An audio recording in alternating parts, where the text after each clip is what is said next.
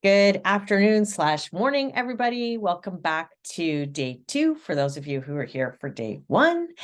I hope you had a chance to take a look at what we worked on Monday. Or actually, I'm going to start that again because I actually don't want to say that. So I'm going to start again. Hold on a second because I don't want to refer to days, and that was a goofy mistake.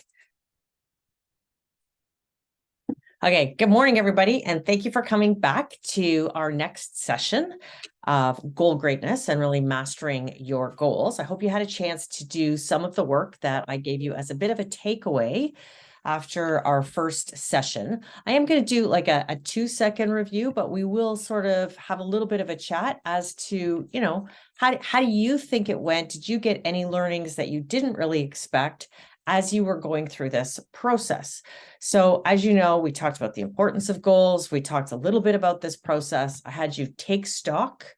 I then had you, sort of think about your fears and your distractions and limiting beliefs. And then I had you make a big long list of your goals. And I'm kind of hoping that you continue to work on that as we were away for the past little while. So today, really, our agenda is to talk about some of those things. I actually want to get a sense from you as to, did you have any new revelations from our taking stock exercise? And ditto right across the board. So I'm going to go through this. I'm not going to take you through the agenda yet again. We've kind of reiterated that. So let's get into it today.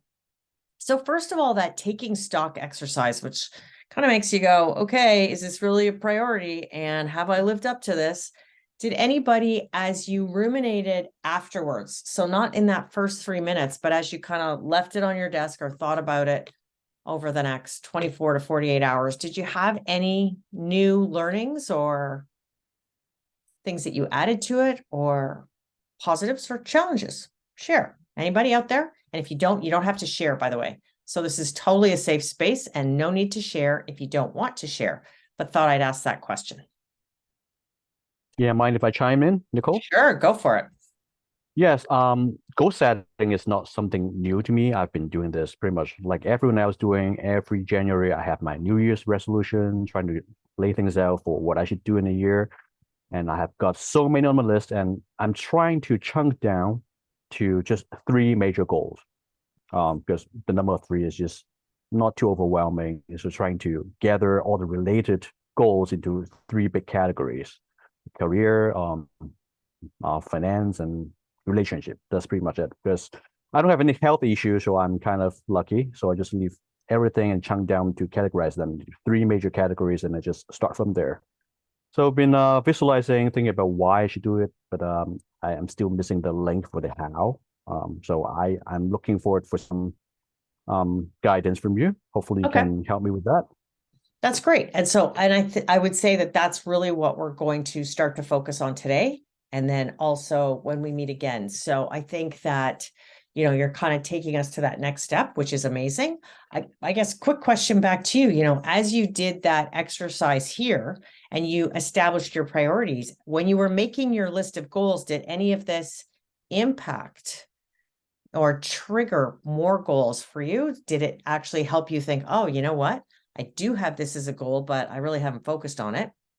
And, or I don't have this as a goal and realize this actually is part of my goals, but I realize, because sometimes, let me just clarify what I'm trying to say here. Sometimes there is a chunk of our life that is actually part of our goals and feeds into our goals, but we don't really connect it in. And that actually causes us to miss achieving our goals. So, an example is, and you said this, your health is great, which is amazing. But then sometimes we'll find that there's some relationship challenges. So I'm not saying this is true in your case whatsoever, but sometimes I will find that as I'm coaching people, there's some relationship challenges, and the relationship challenges are actually then related to their health. And it's very interesting how that starts to come up. I'm actually coaching someone, and one of the partners is extremely active, extremely physical, always out there, doing everything that they can, biking, running, paddling, you name it. The other partner is not interested in spending their time that way. One of the partners sees it as health and wellness related, the other partner sees it as not the best use of their time and would rather read. So not passing judgment on either one, but you can see how their different perspectives on health and wellness are actually impacting their partnership and their relationship. So that's partly why we go through a bit of this exercise. So I was just curious to see if when you went through this exercise, did it trigger anything as you thought about your goals that maybe you were like, didn't actually think about that. And this will help you, as we have some of these conversations today, we'll start to connect some of these dots. Oh yeah, definitely they are related, but I think that when I chunk down the goals to the three major ones, for instance, the money, I suppose that when I make enough money, the relationship will become better because I got more time, because I can buy time with the money and hire people to help me, spend more time with my family and buy them more material stuff, spend good time with them at a good restaurant. So they're all related, and of course, you need to have great health, which I have no doubt that I'm so lucky that I don't have any health issue. So is my partner, although she would rather be silent, read a book, watch a movie instead of just go out running for me, Yeah. But that's okay. We all have different preference, but I think that it's all related. Yes, that's right. Yeah, it is So you all have to related. really think about that. What is the most important thing in your life right now that you want to achieve, but you just don't know how to start. So that's why 100%. I'm looking for some help That's here. actually why you're here. That's actually why you're here. Yep. Got it. Got it. And I'm sort of making you take a step back before we take a step forward, because sometimes we're so actually quick to jump to our goals that we don't actually see the importance of connecting all the dots. And so that's why I'm kind of forcing that, a little bit of that retrenching. And I'm going to share with you, some personal stories as to why I even created this process today and my credibility behind it, because that's where you'll start to see some of that connection in, how are we actually going to make this happen? And you'll see how we start to connect the dots. So so anybody else chime in here. The other thing I asked you to do was really think about any fears or distractions or limiting beliefs. Not sure if any of you identified these. I'm hoping you did while we were working on it the other day. But then did you have the opportunity to perhaps augment this, see if there was anything else, and then really go through the process of where you did have the fear or the limiting belief or whatever it is it really justified, and how can you combat it, which is probably the most important point of all, in fairness. Did anybody have any new learnings here that you kind of went, oh, didn't really think about this? Because this is where the awareness. So I think to a certain extent, Toby, this could also apply to you. You're right. In January, we set all the goals often. And then, as I said in the first session, we kind of have different points throughout the year where we do a check-in on those goals, or sometimes even start a new set of goals. But sometimes what we forget is that there are things that are consciously holding us back. It's so funny. I smiled while you were adding your bits about, I'll be able to do this when I have enough money, because then I'll be able to do this and I'll be able to do this. And that is a very frequent conversation that I have. And often it's the two key sources of holdback that people have that tend to limit the amount of time that they spend achieving their goals are actually time and money. And so interestingly enough, we use that for a million reasons. Actually, time and money are rationale for a lot of things that we do or don't do. And so when you take a look at those, it's not really that we need to usually free up our time. It's that we need to look at how we allocate our time. And so that's actually something that we're going to talk about in the next session, because the allocation of time and really being strict with your time is critical. And so I'm actually going to show you a way to look at your time really critically and be honorable and accountable to how you spend your productive time, so that you are achieving the things like your job, etc., like your chores, laundry, all those things. And at the same time, working towards achieving your goals, because often we actually do have the time. We just have to take a look at how we manage the time. Or, if we are, I work with a lot of people who are working 2 jobs. So it's finding pockets of time within their day and actually saying, okay, I'm going to hold this 1 hour as sacred, as if I have, a doctor's appointment for the sake of argument. And I'm going to allocate that to actually making sure I'm checking some steps off that are part of my own goals. So I think that's where the time piece comes in. As for the money piece, I'm also going to share with you in the next session how you can really be critical of your money. And it's interesting. I'm actually holding a separate and special talk on money very separately in the next couple of weeks, because it's very interesting how we use money as our rationale for not achieving our goals. Because we're like, well, I don't want to invest here. I don't want to do this, or I don't have enough for this. Or when I get enough money, then I will do this. And so I'm going to give you a tool that really allows you to, it's actually not a tool, it's just a little trick that allows you to look very critically at your money and evaluate, are you spending your money according to your values and according to your goals? Because if you're not, you will probably find money in there and therefore make some changes, which actually will free up money and start to solve this problem. And as you start to solve that problem, you'll actually see that the money starts to flow.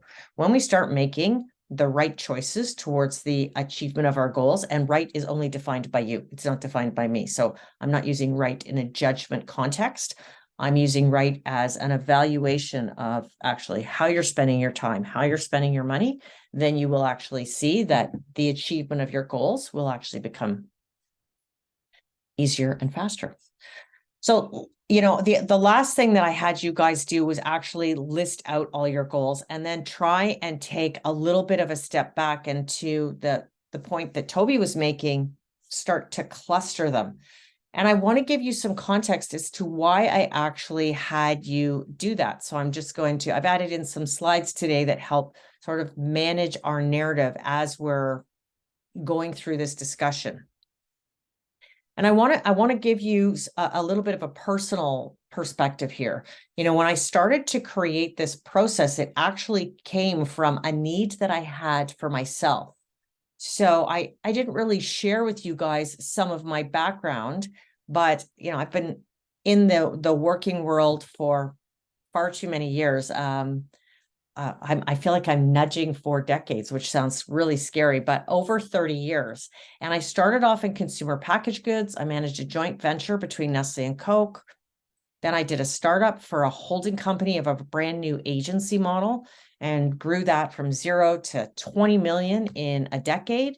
And then I did that same startup model for another agency. And in the process of all of that, I started to really look at how we were growing our business, and obviously taking what was successful for our business and mimicking it and evolving it as I created the other business opportunities. And then I started to teach that, obviously, to students strategically, etc. But what I found was that people were saying, oh, that's great, and I can definitely do this at work. And I was doing it at work, but our personal lives didn't have that same trajectory. So we were achieving our goals at work because, we're getting paid for it and we're accountable and we're checking in. And yet at home, in our personal lives, we're not doing that same piece. We're not doing that check back.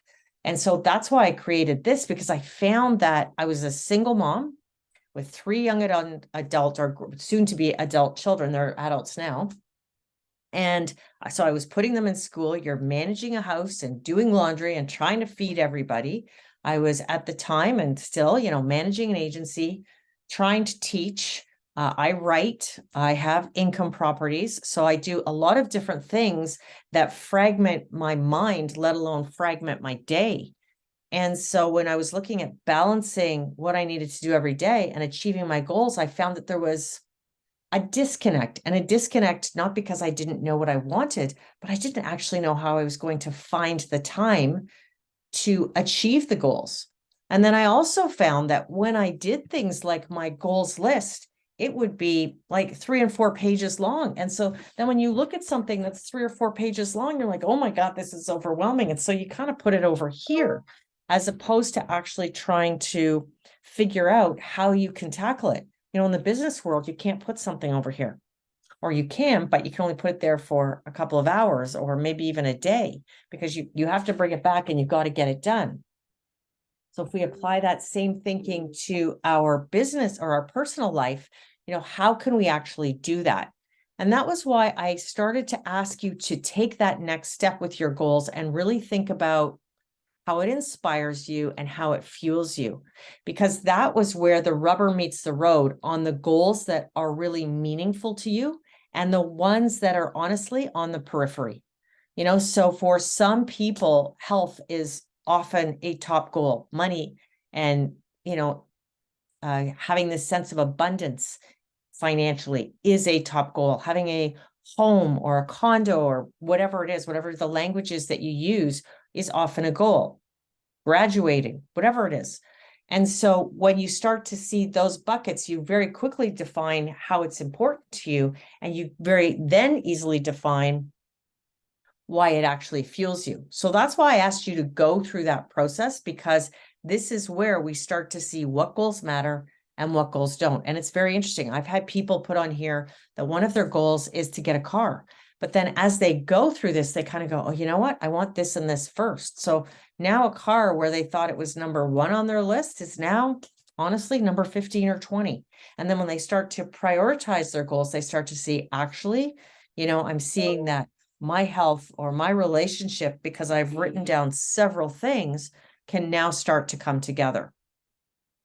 So that's part of the key conversation that I want us to have today. And you can see, I put in a couple of little drawings today, but this is where literally, if you took some of your goals and you actually started to diagram them out, and you don't need to go through this exercise, but that's why I was asking you to kind of take that aerial view after and start to pull the like-minded ones together, because as we start to map them, we will start to see the connectivity.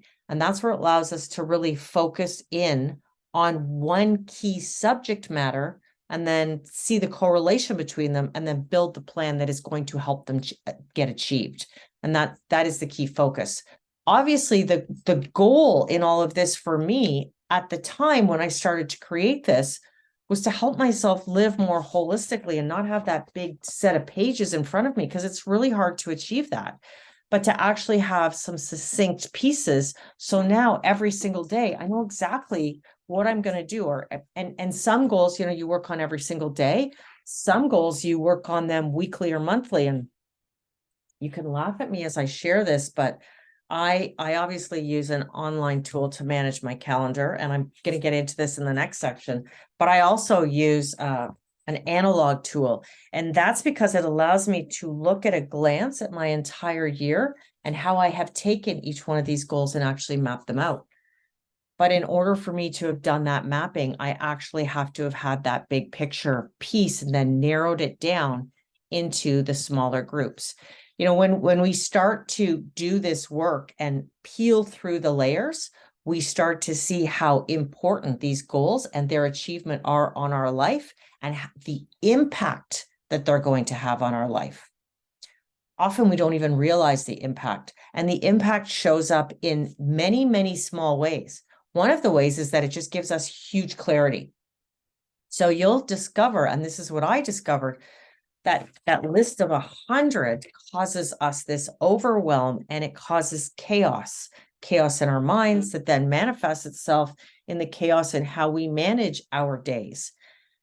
So then we don't necessarily achieve the goal because we're not checking things off the list. So by actually, going through this process, we start to synthesize our goals and get huge clarity. The other thing it does is it makes us realize that we can actually clear things off our list. So as you start to use this process more and more and actually have the discipline of going through the stages, you'll see that you're going to check things off. And when you check things off, it makes you realize, I don't actually have the overwhelm. I actually can achieve this. I can go to that next step because I have the confidence now to see that the proof is actually in the work that I'm doing. So that is a huge benefit.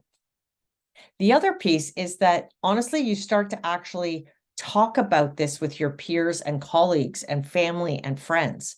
And that in itself also perpetuates you achieving the goal even faster. And it's not because you are trying to keep up with the Joneses. It's actually not about that. But the more that we talk about our goal and actually start to share it and put it out there into the universe, the more that we actually start to work towards it. And it's interesting, we sometimes don't think about that. Sometimes we keep our goals 100% to ourselves. And obviously you want to share them in a space and with people who are going to support you and be your cheerleaders in the process. And so when you do that, you will find that those cheerleaders will think of things that are going to help you achieve your goal sooner and perhaps in a more robust way, because they're going to offer you potentially the opportunity to meet people, work with people, have some of those steps made easier because they may even be able to support you in the process. So that's the other reason that they matter, is they really help us to move forward more easily through our days. And then obviously in the end, as we achieve them, we feel great about it because we've now actually seen what we can do with the skills and talents that are within us. And I think often we forget that.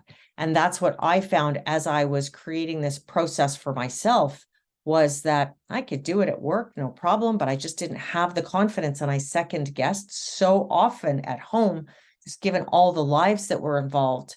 But if I laid it out and I mapped it out and I got the clarity, I could actually more succinctly connect all the dots. So let's start to go through some of that today. My hope is that what you did take the time and you did record lots and lots of goals. And then, as goofy as it sounds, I always feel like I tell everybody to stand up and almost take this aerial view of all their goals. But, and so, or whatever it is, but I laugh at myself when I give people that advice. But I think that if you lay them all on the table or you post them up, you start to see how the dots connect. And then as you connect those dots, you start to formulate a little bit of a plan. And I've given you kind of an example of, as you know, a little bit of, this is where I had, and so this is actually a Nicole Bellucci example, to be honest. So I had health as a goal, but I also has part of my goal that I actually want to eat healthy. I had that I want to lose weight. I want to exercise regularly. I want to be able to scuba dive and surf. This is a big deal for me. I do scuba dive, but I want to be able to surf. And I would say, I get I can paddle out on the board and I can get my knees on, but then I fall off 10 seconds later. And I want to be able to do that.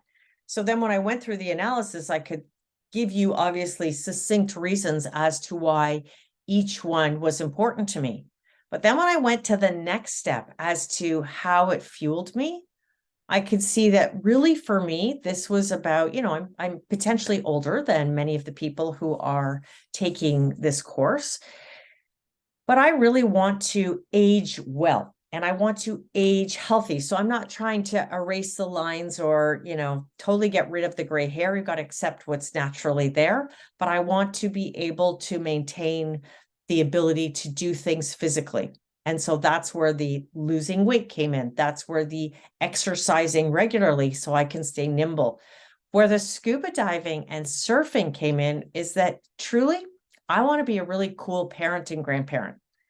But in order to do the scuba diving and the surfing, I have to maintain my health so that I have the ability to do that. It also means I potentially have to take, some training specifically for the surfing.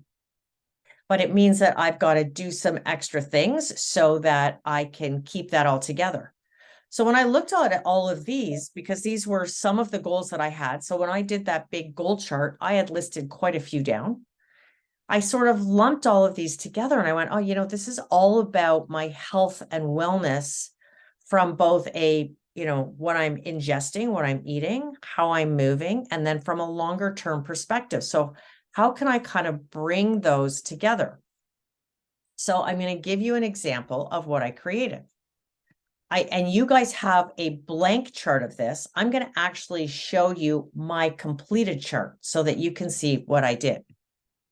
What I did is I kind of brought these together. So these disparate, and yet they have a thread that connects them. I brought them together into this one full chart. So let me break this into pieces for you. And you'll see when I've given you the blank one, you can see there's 4 key sections in here. And this is a super important part of the goals exercise. So I need to really ensure that you're understanding this and taking it away. This is super, super critical. What I want you to do is review when you have pulled a few of your like-minded ones together, that last column in the goals where you're really looking at, sorry, I switched the wrong one. How these goals fuel and inspire me. What is the continuous thread here? And you will see the connection.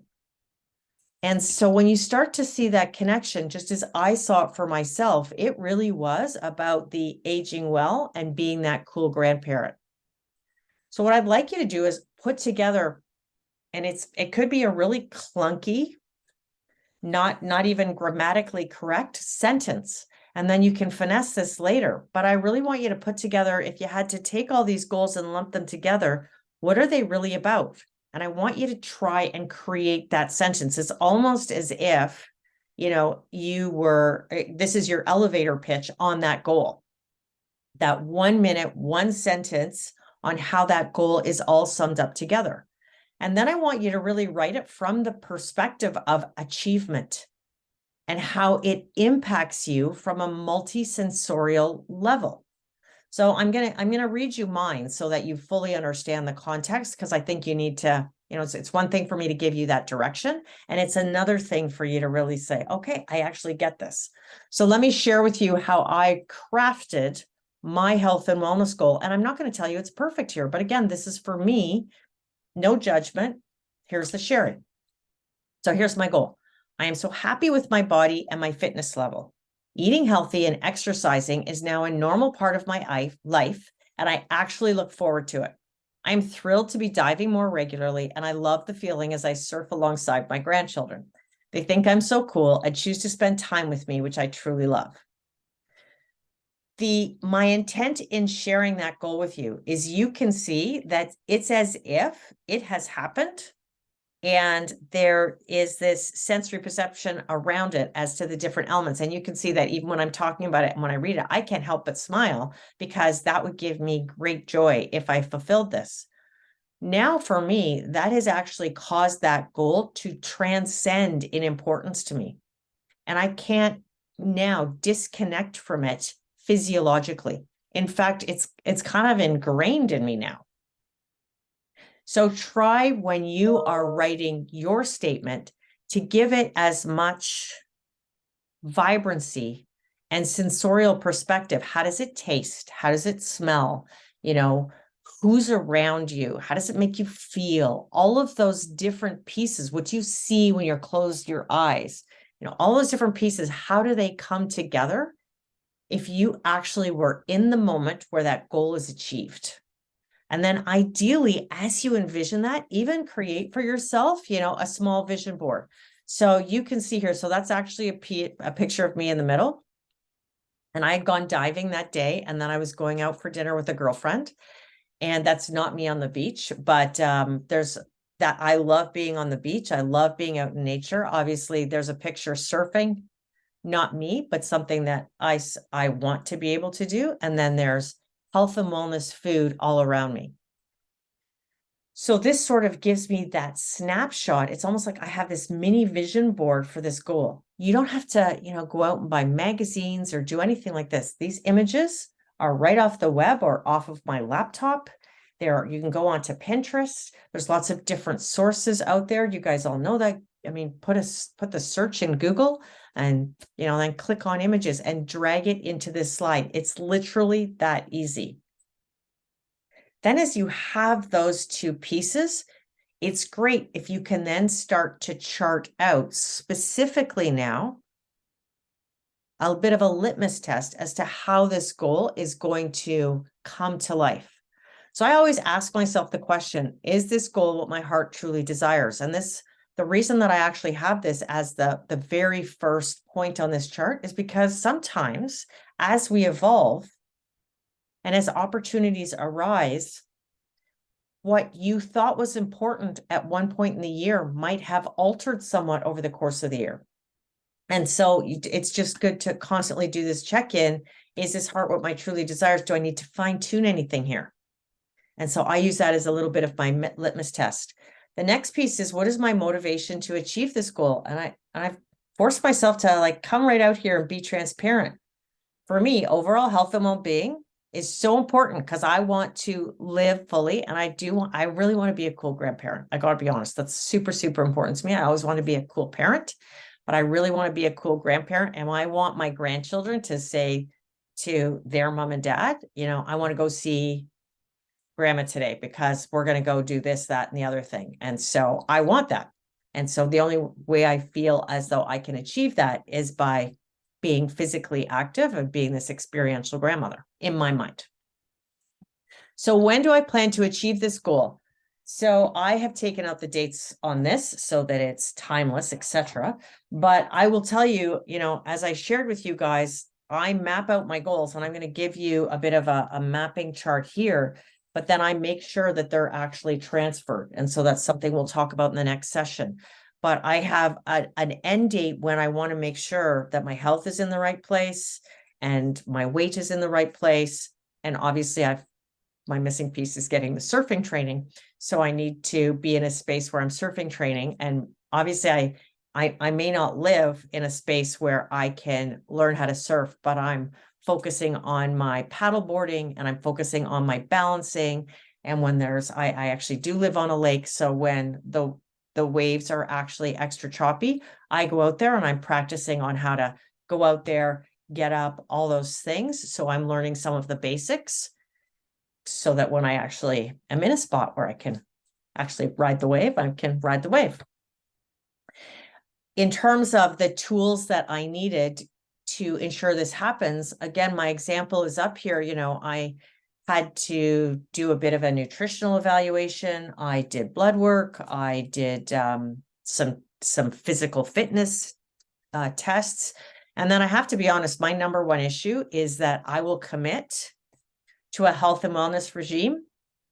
And then, so that happens on Mondays, and then Tuesday, I'm like, oh, I really don't feel like doing this.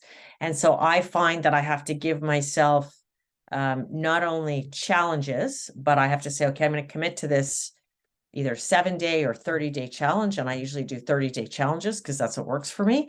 And then I have an accountability coach. So I actually, in the case of specifically how it relates to fitness, I have somebody who checks in with me every single day and helps ensure that I'm staying on track with my workouts, etc. So you have to do what workout works for you.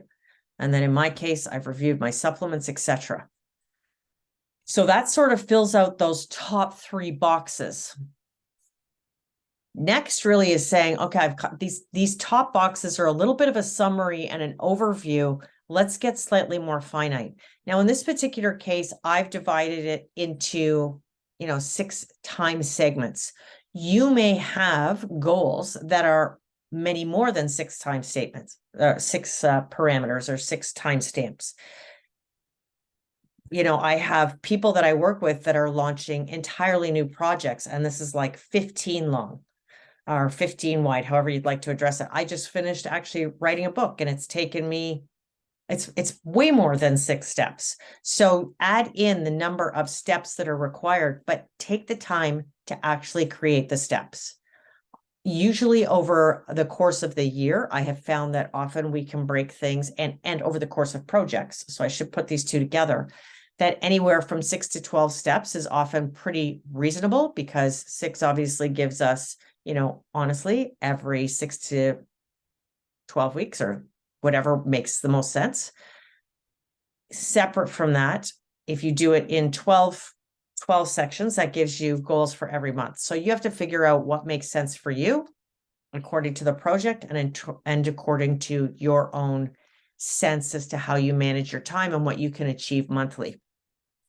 I'll show you what I did here. Obviously, I put down the key things that I felt that I had to do. So some key milestones. And obviously my goal is to get to a maintenance level. So I have a little bit of work that I have to do up front to lose the weight to get to the fitness level. And then I want to be at a maintenance level. And then obviously in the process of that, I'm going to start the skill development. So I've laid across those key milestones, and then underneath them, I have put the time trajectories. And so some of these overlap. So as an example, yes, I'm going to go and check in with my doctor and do all of that assessment. But in the meantime, I'm eating more healthy and I'm starting to work out every day. So it's not like these have to be mutually exclusive. They can start to overlap. So I would suggest that as you guys are taking a look at your goals, that you try and pull this together and really start to map out your time requirements.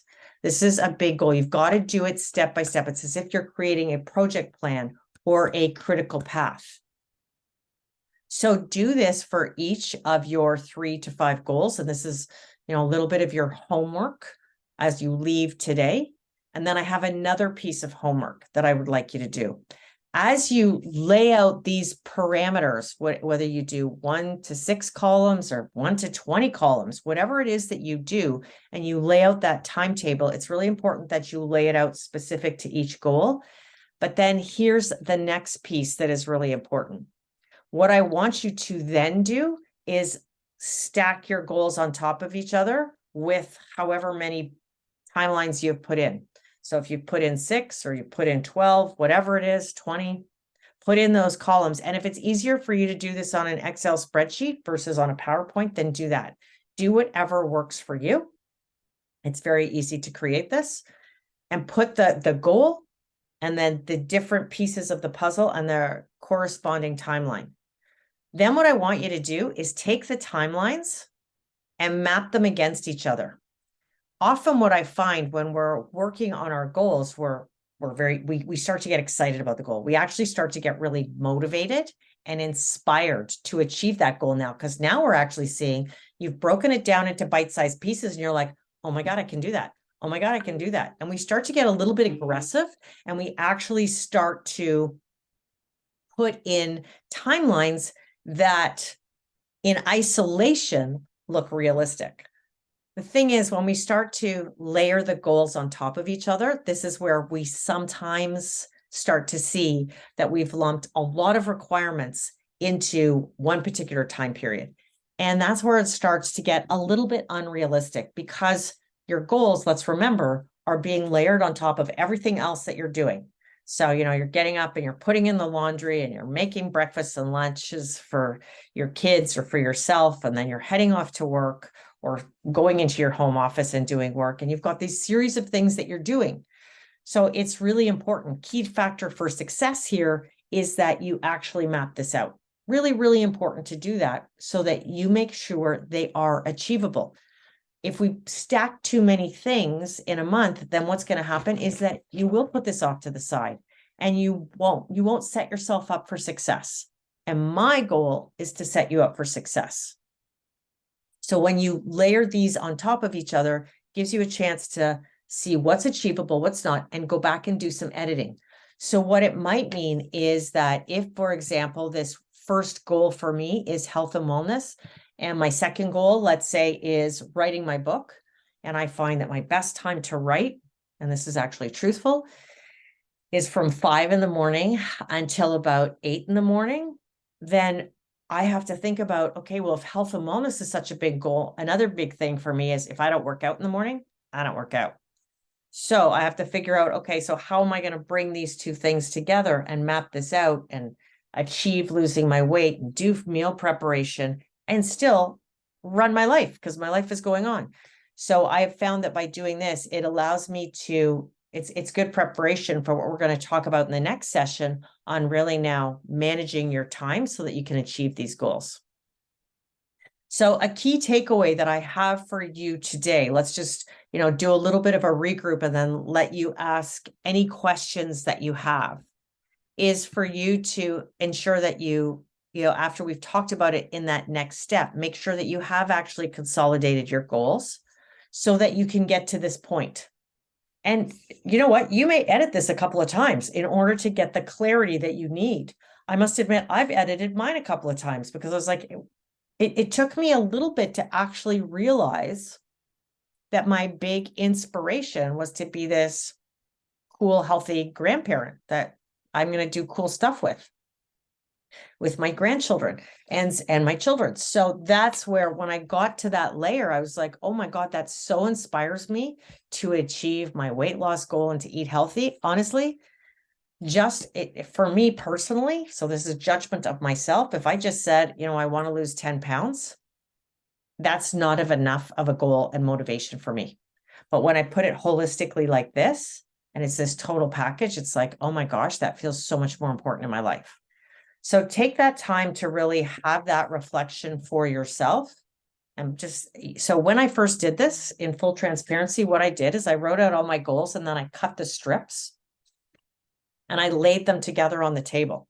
So if that makes your life easier, or for other people, I've had them circle, all the ones that are health related with a red marker, all the ones that are, money related with a green marker, whatever it is. So just things so that as you're starting to compile it, whatever tool makes it a little bit easier for you. And then as you do that, really make sure that you then bring in the images and create a little bit of a vision board for yourself.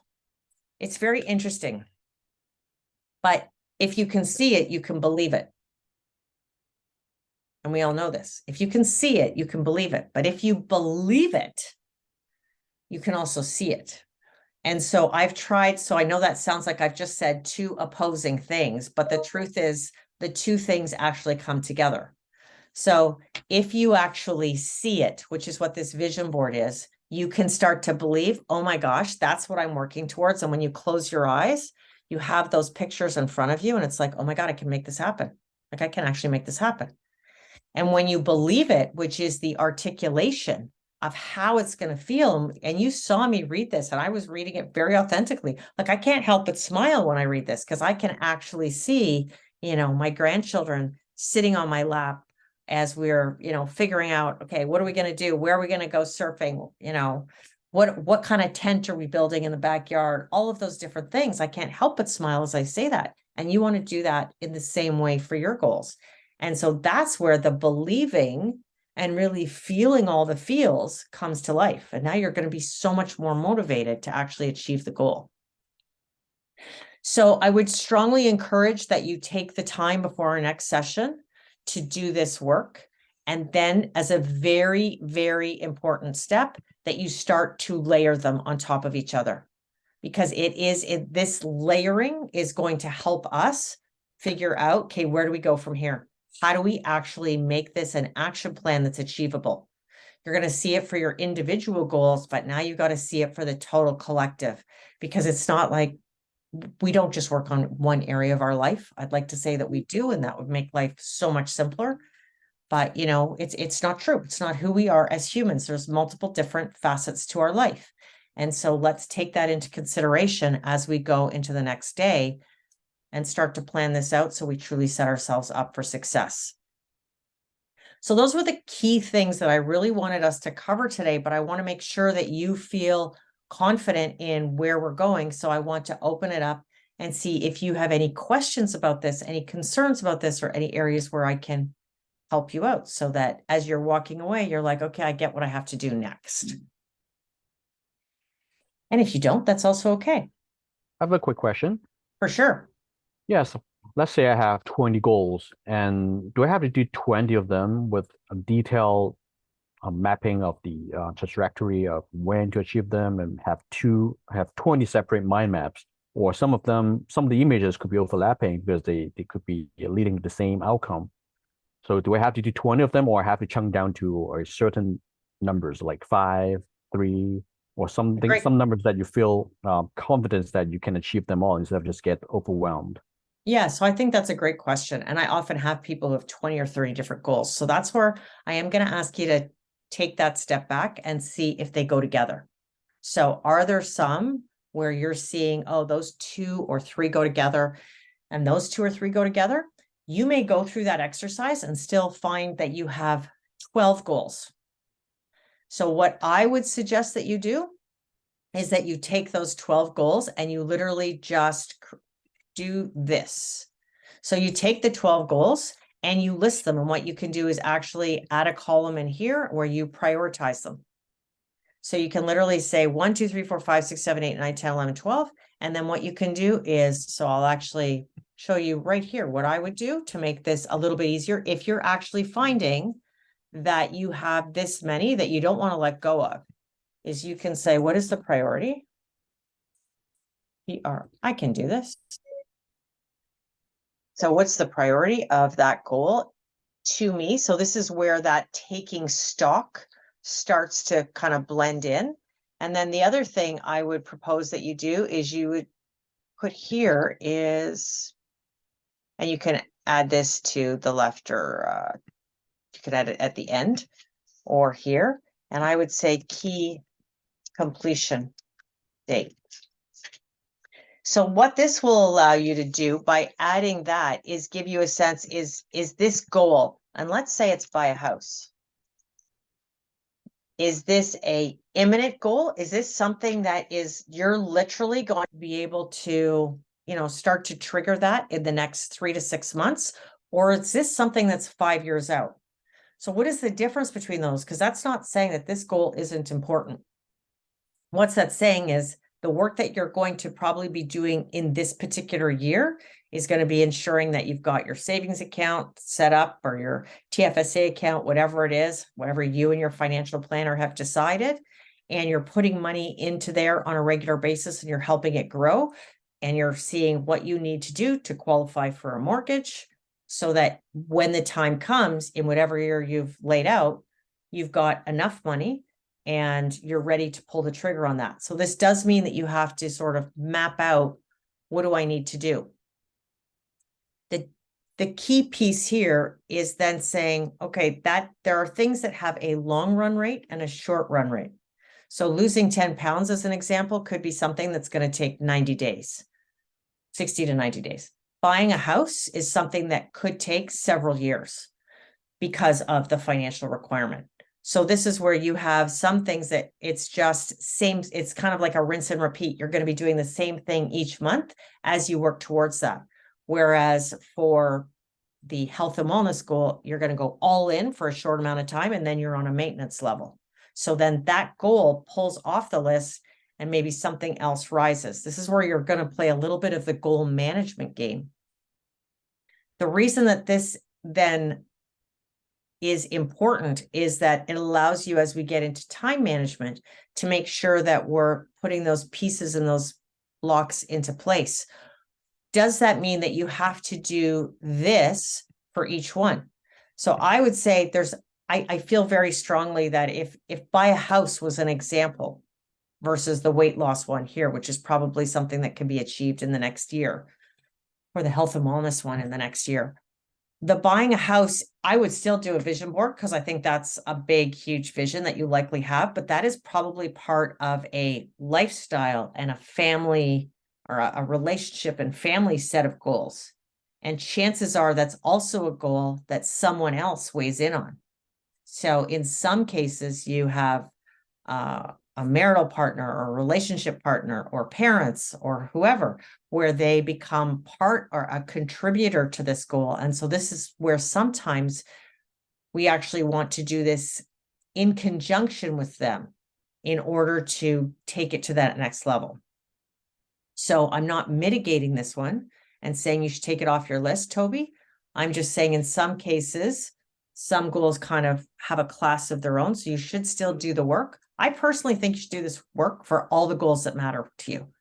So do you have to have a vision board for every single goal? No. But do you have to lay out a critical path for all the goals that are super important to you? Yes. Yeah, you do. You really do have to do this part down here, this last section, for all the goals that matter to you, in order to get a sense as to how they're going to be achievable.